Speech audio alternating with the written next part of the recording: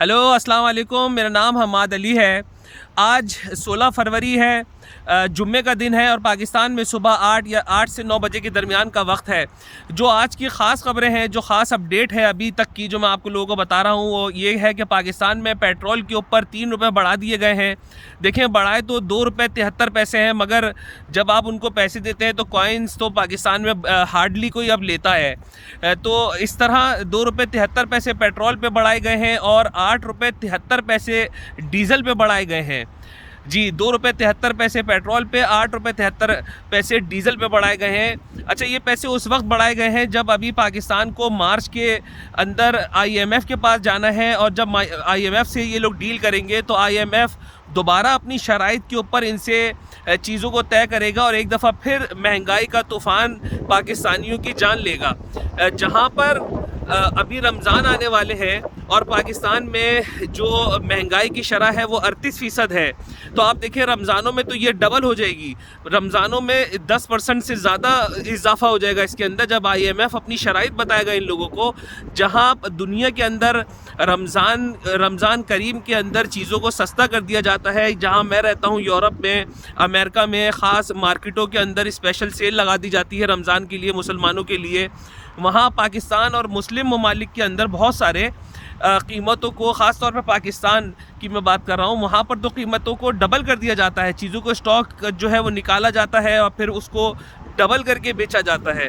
तो पाकिस्तान में आने वाले दिनों में महंगाई का एक मज़ीद तूफ़ान आने वाला है, जो मैं 8 तारीख के बाद से व्लॉग कर रहा हूँ। अगर आप लोग उसको मुसलसल फॉलो कर रहे हैं तो मैंने कहा था कि शहबाज शरीफ के लिए आने वाली जो गवर्नमेंट है वो बहुत ज़्यादा मुश्किल होगी, क्योंकि देखें इतने बड़े क्राइसिस सामने पड़े हैं और फिर पार्लियामेंट में बहुत बड़ी एक अपोजिशन बनेगी जिसके अंदर PTI होगी और दूसरी जमातों के जो लोग आ रहे हैं अपोजिशन के अंदर, वो बैठकर बहुत ज़्यादा तंग कर रहे होंगे। तो एक मुश्किल मरहला होगा शहबाज शरीफ के लिए। और जो मैंने पहले कहा था जब ये इनकी नॉमिनेशन हुई थी कि इन लोगों को वज़ीर आज़म और सदर जरदारी साहब को सदर बनाया जा रहा है, तो मैंने कहा था कि ये 1 से 1.5 साल तक की ये गवर्नमेंट चलेगी, इसके आगे चलने वाली नहीं है। तो आप लोगों को जहन में रखना है ये डेट्स कि इस तरह ही होना है। और ये जो इलेक्शन हुए थे 8 फरवरी को, इसके लिए जो पार्लियामेंट में अब वोटिंग होनी है वो 4 मार्च को प्राइम मिनिस्टर के लिए होगी। 4 मार्च को जो पार्लियामेंट में वोटिंग होगी वो प्राइम मिनिस्टर के लिए होगी और 8 मार्च को जो वोटिंग होगी वो प्रेसिडेंट के लिए होगी। तो ये हतमी है कि शहबाज शरीफ साहब जो हैं वो पाकिस्तान के प्राइम मिनिस्टर आ रहे हैं और जरदारी साहब जो हैं वो प्रेसिडेंट आ रहे हैं, अगर कोई बड़ा मौज़ा ना हो जाए तो इल्ला माशाअल्लाह। तो दूसरी तरफ देखें, कल जो एक नदीम मलिक साहब को एक इंटरव्यू दिया है मौलाना फजलुर रहमान ने, एक बहुत बड़ा उछाल आया है पाकिस्तान की सियासत के अंदर। ख़ास तौर पर उन्होंने जो इल्ज़ामात लगाए हैं जनरल फैज़ हमीद पर और बाजवा पर, ये वही इल्ज़ामात हैं जिसको इमरान ख़ान मुसलसल दोहरा रहे थे। मुसलसल इमरान ख़ान जो है वो जनरल बाजवा को मुखातिब करके कह रहे थे कि ये सारा जो साइफ़र का मामला हुआ है इसके पीछे आप हैं, और जो सियासतदान थे वो ये कह रहे थे कि नहीं, ये बाजवा साहब नहीं है, ये हम हैं। मतलब बिलावल को देखें आप, बिलावल ने भी ये बात कही थी कि नहीं, मैं इसकी ज़िम्मेदारी लेता हूँ, ये जो साइफ़र का मामला हुआ है इसके पीछे कोई आर्मी वाला नहीं है, ये हमने किया है। तो अब जब के जो अगर आप मेरे से लास्ट मेरा जो व्लॉग है मैंने उसमें कहा था कि देखें सियासत बड़ी बेरहम चीज़ है, सियासत के सीने में दिल नहीं होता। जहां फजलुर रहमान साहब मेन किरदार थे PDM के, उनको बाल की तरह बिल्कुल निकाल दिया गया है मक्खन में से।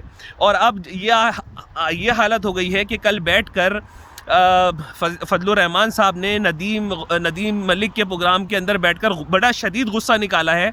उन्होंने साफ कहा है कि जनरल फैज़ हमीद मेरे पास आए थे और इस सारे जो साजिश की गई है उसके पीछे जनरल बाजवा थे। अच्छा, फैज़ हमीद साहब ने इसको डिनाई किया है शदीद तरीके से। उन्होंने कहा है कि मौलाना के इल्ज़ाम बेबुनियाद हैं।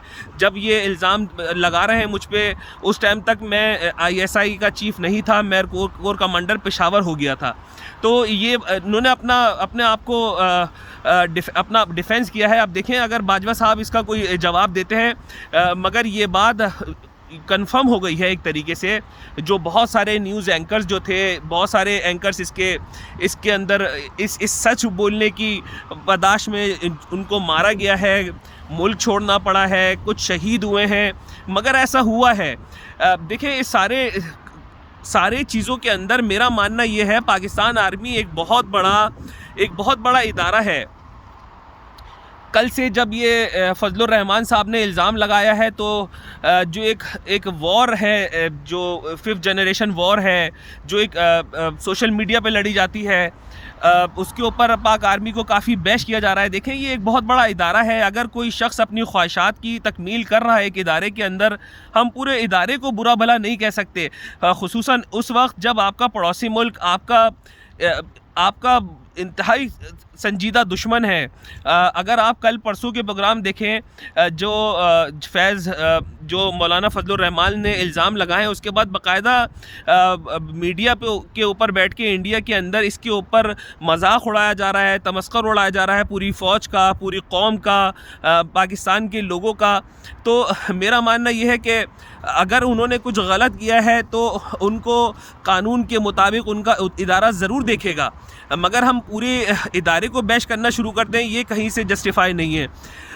दूसरी तरफ एक ख़ास मैं बात को डिस्कस करना चाह रहा हूँ, वो ये है कि मेरी अभी एक दोस्त से मुलाकात हुई है जो अफ़गानिस्तान से आए हैं, और वो समहाउ तालिबान के मुखालिफ हैं।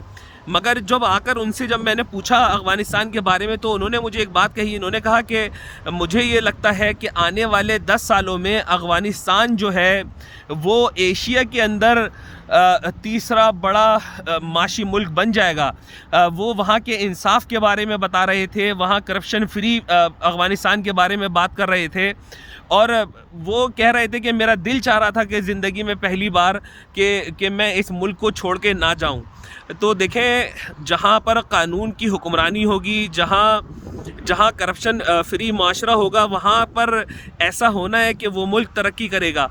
मेरी दुआ है कि अल्लाह पाक पाकिस्तान में एक ऐसी गवर्नमेंट आए जो आने वाले क्राइसिस को बहुत अच्छे से देख सके, क्योंकि देखें एक बहुत बड़े क्राइसिस हमारे सामने आके खड़े होने वाले हैं, और इसको कैसे निपटना है उसके लिए हमें कौमी यकजहती की ज़रूरत है।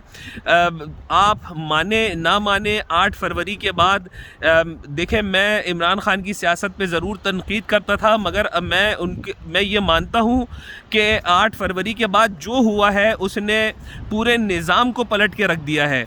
अब इमरान ख़ान साहब बैठे जेल के अंदर हैं, मगर ताकत का महवर इमरान ख़ान साहब ही हैं। अब जो फ़ैसले कर रहे हैं वो जेल से नवाज शरीफ, शहबाज शरीफ, मरियम, वहाँ पर टोटल आप देखें सांप सूंघा हुआ है, कोई जिक्र नहीं कर रहा। जीत होने के बावजूद उनके चेहरे ऐसे हुए हैं कि जैसे वो हार गए हैं, और इमरान ख़ान साहब हार के भी इस टाइम जीते हुए हैं, या जीत के भी इस टाइम अंदर बैठे हुए हैं। मगर मैं बहुत पहले ये बात कह चुका हूँ कि मुझे नहीं लगता कि कुछ अरसे से ज़्यादा अब इमरान ख़ान साहब जेल में रहेंगे। जो भी अपडेट आएंगे इंशाल्लाह आपको मज़ीद अपडेट करूँगा। आप लोगों के कमेंट्स ज़रूर देखता रहूँगा। जहाँ रहें खुश रहें। पाकिस्तान को अपनी दुआओं में ज़रूर याद रखिएगा। पाकिस्तान ज़िंदाबाद। अस्सलाम वालेकुम।